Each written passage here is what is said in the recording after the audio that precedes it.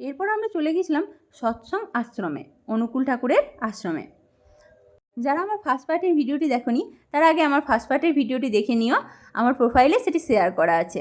এই জায়গাটি ছিল খুবই মনোরম আর খুব সুন্দর জায়গাটা। আমরা অনেকক্ষণ ঘোরাফেরা করার পর এই আশ্রমটিকে আমাদের খুবই ভালো লেগেছিল।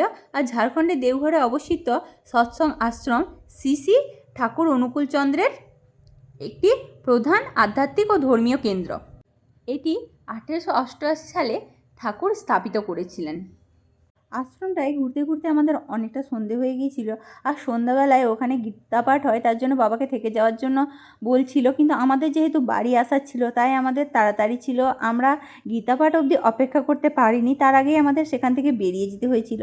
আর যেখানে যাব বাবার অনেক ভক্তের সঙ্গে বাবার দেখা হয়, তারা বাবার সাথে কথা বলে, প্রণাম করে। আর আমাদের ওইখানে অনেকটা সময় কেটে গিয়েছিল ওদের সাথে কথা বলা এবং দেখা হওয়ার পর। আর একটা কথা না বললেই নয়, বাবার এত ভক্তের সাথে দেখা হয়, তারা আমাদেরকে অনেক অনেক ভালোবাসে।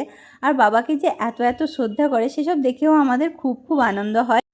সকলের আশীর্বাদে বাবা এমন একটা জায়গায় পৌঁছেছে যে কত মানুষের সাথে পরিচয় হয় তা বলে শেষ করা যাবে না। বহু রকম মানুষের সাথে আমাদের পরিচয় হয় আর আমাদের তাদের সাথে অনেকটাই মেল হয়ে যায় যখনই দেখা হয়। আর পরবর্তী ক্ষেত্রে যদি তাদের সাথে দেখা হয় তারা আমাদেরকে খুব খুব ভালোবাসে।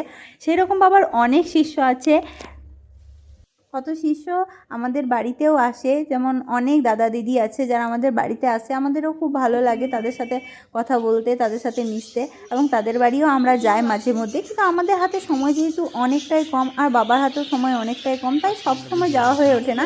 তবে মাঝে মধ্যেই আমরা বাবার শিষ্য বাড়ি গিয়েই থাকি। এখানে বিভিন্ন রকমের পশু পাখি ছিল, এখানে অনেক রকমের পাখি ছিল, সব পাখির নাম আমি হয়তো জানি না। তোমরা দেখো, যদি কেউ পাখিগুলোর নাম জানো যে কোনো পাখির, তো কমেন্টে বলো। তোমাদের একটা কমেন্ট আমাকে অনেক অনেক উৎসাহ দেয় নতুন নতুন ভিডিও করার জন্য। তোমরা যদি নতুন নতুন কেউ কমেন্ট করো, সেই কমেন্টগুলো পড়ে আমার ভীষণ ভীষণ ভালো লাগে।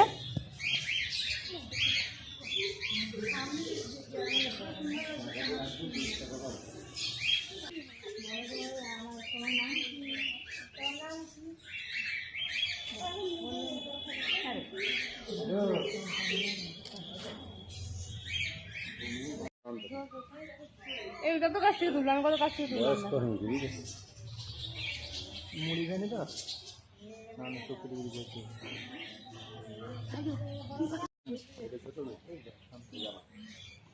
এই পাখিগুলো কি পাখি ছিল আমি ঠিক নাম জানি না, তবে কোনো বিদেশি পাখিও হতে পারে। আর এই পাখিগুলো গায়ের লোমগুলো ছিল পুরো ভেলভেট টাইপের। আর পাখিগুলো দেখতেও খুব সুন্দর আর খুব সুন্দর আওয়াজ করছিল। যদি কেউ এই পাখিগুলোর নাম জেনে থাকো তাহলে কমেন্টে অবশ্যই জানিও। এখানে একটা সুইমিং পুল, মানে স্টার্ট হয়নি, এখন চালু হবে, তার জন্য তৈরি করা হচ্ছিল, লাইট টাইট ফিটিং করা হচ্ছিল।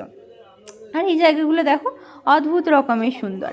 আমার বর ভিডিও করছিল, তাই আমরা দুই বোনে গল্প করতে করতে হাঁটাহাঁটি করছিলাম। আর সারাদিন ঘোরার পর আমরা দুজনেই অলরেডি ক্লান্ত হয়েই পড়েছিলাম, মনে হচ্ছিল কখন বাড়ি গিয়ে পৌঁছাবো আর কখন একটু রেস্ট নেব, কারণ পরের দিন যেহেতু আমার আবার বোলপুর ফিরে আসার তাড়া ছিল। কিন্তু আমাদের সেদিন পৌঁছাতে পৌঁছাতে অনেকটাই রাত হয়ে গিয়েছিল। সেই ভিডিও তোমাদের সাথে পরে তো শেয়ার করছি। আর এই দেখো এখানে অনেক খরগোশ আর অনেক রকমের জীবজন্তু ছিল। আর এই দেখো রাস্তা ক্রস করার সময়, মানে যে পুরো জায়গাটা জুড়ে, এখানে পুরো জায়গাটা জুড়েই ঠাকুরের যে বাণীগুলি পোস্টারের মাধ্যমে লেখা রয়েছে সেইগুলো আমি পড়তে পড়তে যাচ্ছিলাম আর আমার বর ভিডিও করছিল। আর এই দেখো এখানেও রাজহাঁস এবং বিভিন্ন ধরনের পাখি রয়েছে। জায়গাটা জুড়ে পুরোটাই যেন একটা প্রাকৃতিক সৌন্দর্যকে তুলে ধরেছে এই জায়গাটা, খুবই সুন্দর জায়গাটা।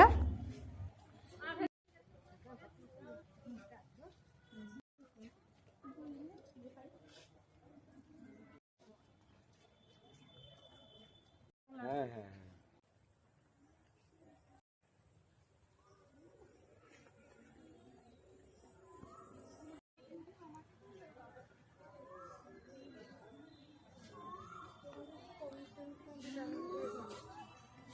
বড় ফটোগুলো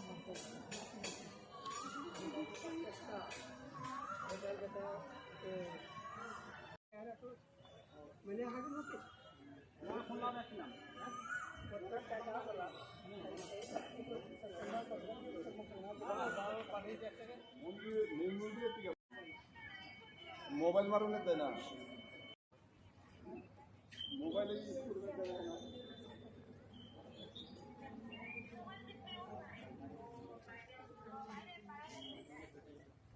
যে সাইডে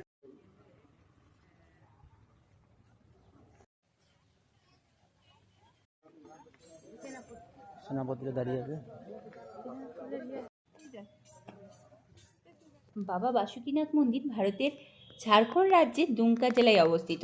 এটি অত্যন্ত প্রাচীন এবং বিখ্যাত হিন্দু তীর্থস্থান। এটি দেওঘরের বাবা বৈদ্যনাথ ধাম থেকে প্রায় 42 থেকে 45 কিলোমিটার দূরে অবস্থিত। হিন্দু ভক্তদের বিশ্বাস অনুযায়ী দেওঘরের বৈদ্যনাথ ধামে পুজো দেওয়ার পর বাসুকীনাথ মন্দিরে জল অভিষেক না করলে এই পবিত্র তীর্থযাত্রা সম্পূর্ণ হয় না। লোকবিশ্বাস অনুযায়ী প্রতিদিন রাতে স্বয়ং ভগবান শিব এবং দেবী পার্বতী এখানে মিলিত হন।